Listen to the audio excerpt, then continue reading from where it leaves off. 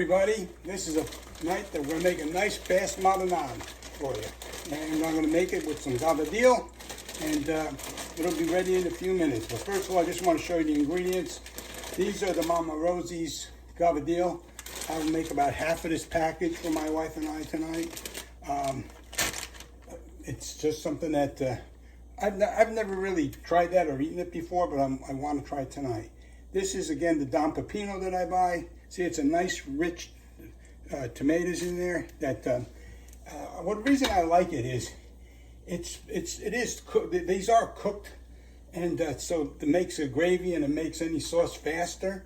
So tonight but again, what I do, I don't want to mislead anybody. This is not out of the can spaghetti sauce you pour over it. You've got to add your ingredients, and you'll see me doing that in a minute. Again, the ingredients tonight are going to be nice olive oil.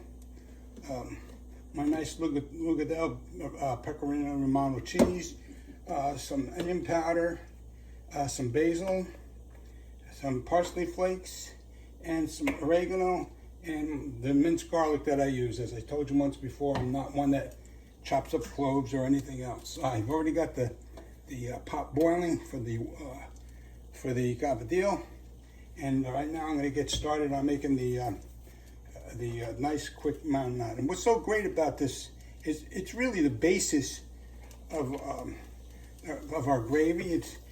Everything is the same, except for the most part it's doesn't have the meat in it. And what's nice about another thing nice about it is when you do make it, you could store it. Like in the future, what I'll do, if I have enough left over, I'll add some nice uncooked shrimp to it and make my nice shrimp and marinara sauce. So anyway, that's basically it. Oil going nicely. Now I'm going to add a nice generous amount of the garlic, minced garlic. You can hear that cooking, sizzling real nice, and it's going to brown up real nice in a second.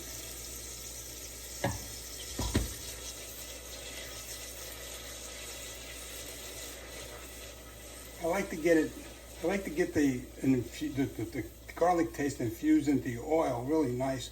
So I let it brown a little bit more than one might. And that's just about it right now. And now the nice sound that you hear when you're adding the tomatoes going real nice. I add water.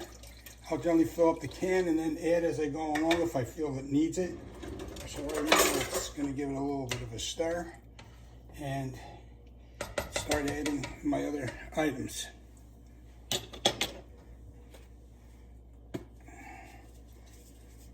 This is the oregano. The basil.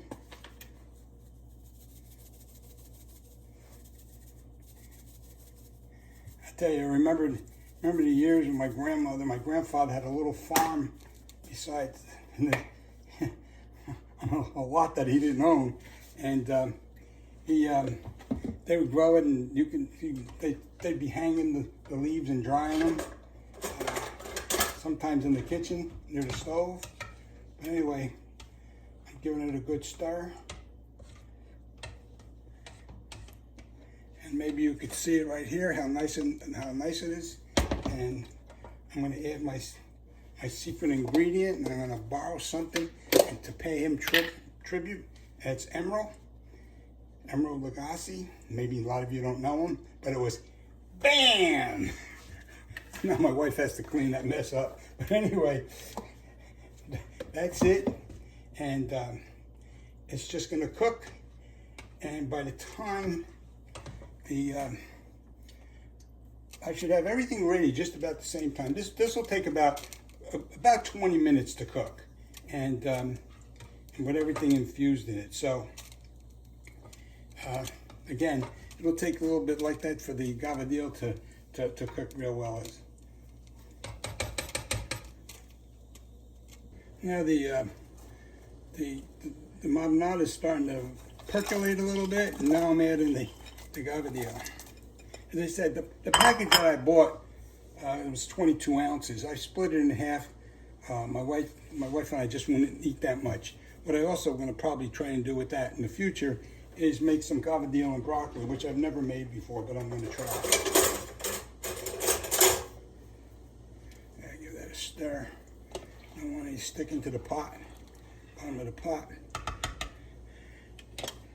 Tonight I didn't add the onion powder because it just didn't need it. So I'm just putting that away, putting that on the shelf, save it for another day.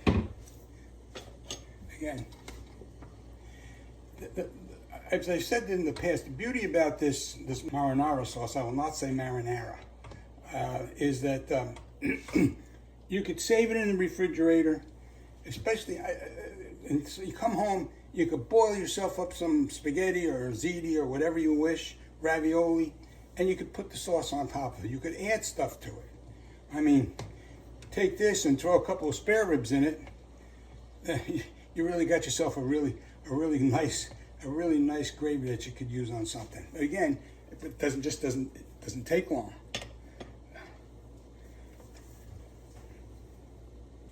As you can see, the cavatelli is coming to the top, like ravioli. When you put ravioli and they'll go to the bottom, and then when they're cooking and almost finished, they'll rise to the top. And it's the same thing with the cavatelli. The marinara sauce came out really nice. Again, I didn't use all the water in the can. Again, it was only about a half a can of water. And another thing you can make with this is you can make yourself. You could use it for your if you're going to make a homemade pizza, for the sauce on top. And heck, they sell shells of the for the crust that you could take this on, put it on, and in 15-20 minutes you have yourself a pizza. Anyway, right now I'm going to get ready to dump the cavatelli and plate everything up. I took the liberty of plating up the cavatelli with the marinara sauce on it, and again I added some pecorino cheese. And my wife and I are going to sit down and enjoy this meal. And as always, as I sign off, it's bon appetit, everybody.